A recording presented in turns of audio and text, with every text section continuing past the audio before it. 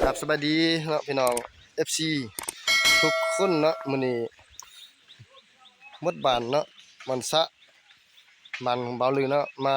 ทางเนาะเพื่อว่าให้สายไฟลักไฟผ่านเนาะว่าพี่จะได้การติดตามนำกันเนาะ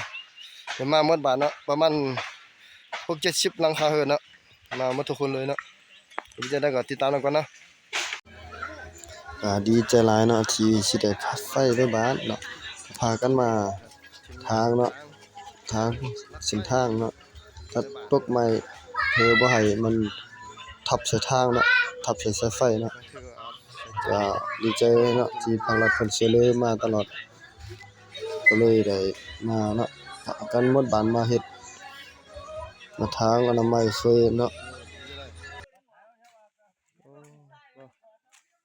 เป็นขบวนเป็นสุขเนาะเพราะไว้สิได้ไฟใบบาทพี่น้องเอาละครับพี่น้องจะยกใหม่เด้อพี่น้องเด้อโอ้มันดังเนาะมันว่าคอยเลยเนาะพี่น้องเนาะ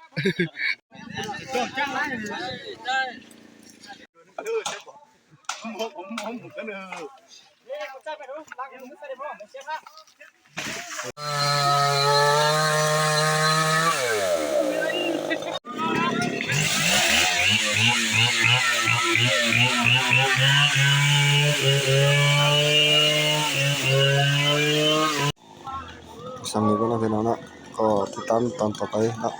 คลิปไปไว้เด้อทุกคนเด้อขอขอบใจ